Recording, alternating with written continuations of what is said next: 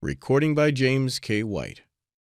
From the Darkness Cometh the Light, or Struggles for Freedom, by Lucy Ann Delaney. Chapter 3. Mrs. Cox was always very severe and exacting with my mother, and one occasion, when something did not suit her, she turned on mother like a fury, and declared, "I am just tired out with the white airs you put on, and if you don't behave differently, I will make Mr. Cox sell you down the river at once." Although mother turned gray with fear, she presented a bold front, and retorted that she didn't care, she was tired of that place, and didn't like to live there nohow. This so infuriated Mr. Cox that he cried, how dare a negro say what she liked or what she did not like, and he would show her what he should do. So on the day following he took my mother to an auction room on Main Street and sold her to the highest bidder for $550. Oh God, the pity of it! In the home of the brave and the land of the free, in the sight of the stars and stripes, that symbol of freedom, sold away from her child to satisfy the anger of a peevish mistress. My mother returned to the house to get her few belongings, and straining me to her breast, begged me to be a good girl, that she was going to run away and would buy me as soon as she could. With all the inborn faith of a child, I believed it most fondly, and when I heard that she had actually made her escape 3 weeks after, my heart gave an exultant throb and cried, God is good. A large reward was offered. The bloodhounds, curse them and curse their masters, were set loose on her trail.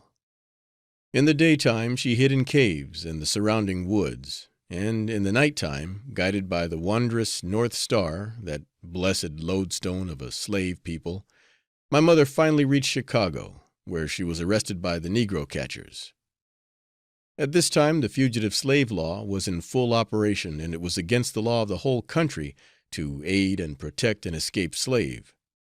Not even a drink of water for the love of the master might be given, and those who dared to do it, and there were many such brave hearts, thank God, placed their lives in danger. The presence of bloodhounds and nigger catchers in their midst created great excitement and scandalized the community. Feeling ran high, and hundreds of people gathered together and declared that mother should not be returned to slavery. But fearing that Mr. Cox would wreak his vengeance upon me, my mother finally gave herself up to her captors and returned to St. Louis, and so the mothers of Israel have been ever slain through their deepest affections. After my mother's return she decided to sue for her freedom, and for that purpose employed a good lawyer. She had ample testimony to prove that she was kidnapped, and it was so fully verified that the jury decided that she was a free woman, and papers were made out accordingly. In the meantime Miss Martha Berry had married Mr. Mitchell and taken me to live with her. I had never been taught to work, as playing with the babies had been my sole occupation. Therefore, when Mrs. Mitchell commanded me to do the weekly washing and ironing, I had no more idea how it was to be done than Mrs. Mitchell herself. But I made the effort to do what she required, and my failure would have been amusing had it not been so appalling. In those days filtering was unknown, and the many ways of clearing water were to me an unsolved riddle. I never had to do it, so it never concerned me how the clothes were ever washed clean. As the Mississippi water was even muddier than now, the results of my washing can be better imagined than described. After soaking and boiling the clothes in its earthy depths for a couple of days in vain attempt to get them clean, and rinsing through several waters, I found the clothes were getting darker and darker until they nearly approximated my own color. In my despair, I frantically rushed to my mother and sobbed out my troubles on her kindly breast. So in the morning, before the white people had arisen, a friend of my mother came to the house and washed out the clothes. During all this time Mrs. Mitchell was scolding vigorously, saying over and over again, "Lucy, you do not want to work. You are a lazy, good-for-nothing nigger." I was angry at being called a nigger, and replied, "You don't know nothing yourself about it, and you expect a poor ignorant girl to know more than you do yourself. If you had any feeling, you would get somebody to teach me, and then I'd do well enough." She then gave me a wrapper to do up, and told me if I ruined that as I did the other clothes, she would whip me severely. I answered, "You have no business to whip me. I don't belong to you." My mother had so often told me that she was a free woman, and that I should not die a slave, I always had a feeling of independence, which would invariably crop out in these encounters with my mistress; and when I thus spoke saucily, I must confess she opened her eyes in angry amazement, and cried, "You do belong to me, for my papa left you to me in his will, when you were a baby, and you ought to be ashamed of yourself to talk so to one that you have been raised with. Now you take that wrapper, and if you don't do it up properly, I'll bring you up with a round turn." Without further comment, I took the wrapper, which was too handsome to trust to an inexperienced hand, like Mrs. Mitchell very well knew I was, and washed it, with the same direful results as chronicled before. But I could not help it, as Heaven is my witness. I was entirely and hopelessly ignorant.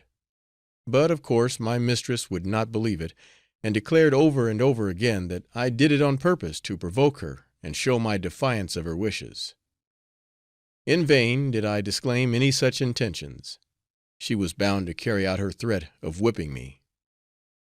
I rebelled against such government, and would not permit her to strike me. She used shovel, tongs, and broomstick in vain, as I disarmed her as fast as she picked up each weapon. Infuriated at her failure, my opposition, and determination not to be whipped, Mrs. Mitchell declared she would report me to Mr. Mitchell and have him punish me. When her husband returned home she immediately entered a list of complaints against me as long as the moral law, including my failure to wash her clothes properly, and her inability to break my head for it. The last indictment seemed to be the heaviest she could bring against me.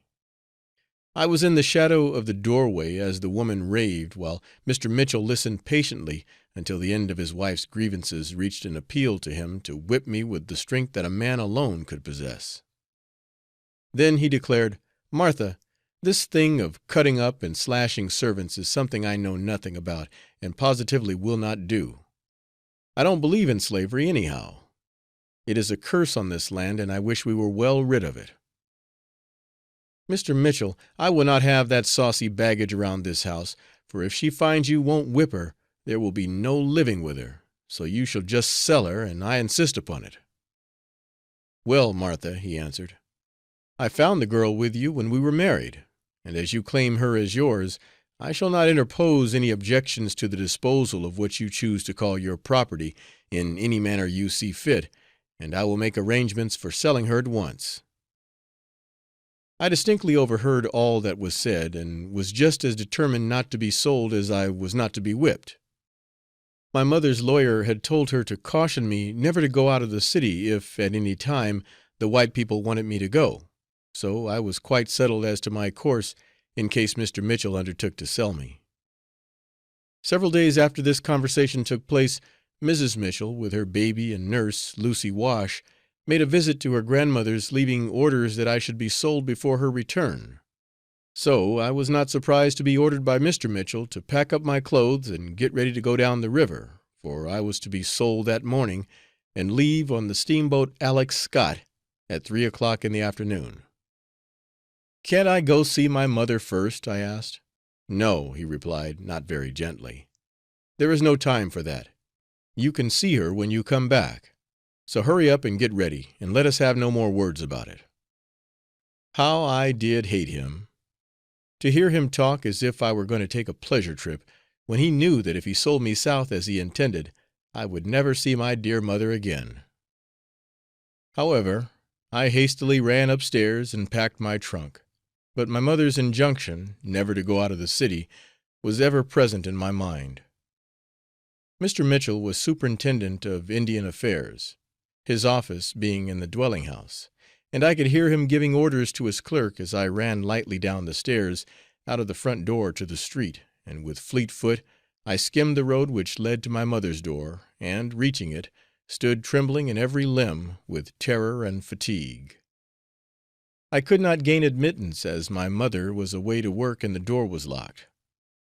A white woman living next door, and who was always friendly to mother, told me that she would not return until night. I clasped my hands in despair and cried, "Oh, the white people have sold me, and I had to run away to keep from being sent down the river." This white lady, whose name I am sorry I cannot remember, sympathized with me, as she knew my mother's story and had written many letters for her.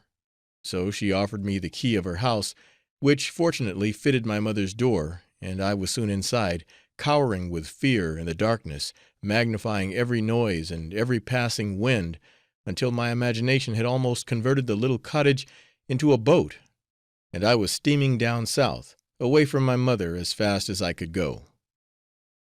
Late at night mother returned and was told all that had happened, and after getting supper she took me to a friend's house for concealment until the next day. As soon as Mr. Mitchell had discovered my unlooked for departure, he was furious, for he did not think I had sense enough to run away. He accused the coachman of helping me off, and, despite the poor man's denials, hurried him away to the calaboose and put him under the lash, in order to force a confession. Finding this course unavailing, he offered a reward to the negro catchers on the same evening, but their efforts were equally fruitless. End of Section 3, recording by James K. White, Chula Vista.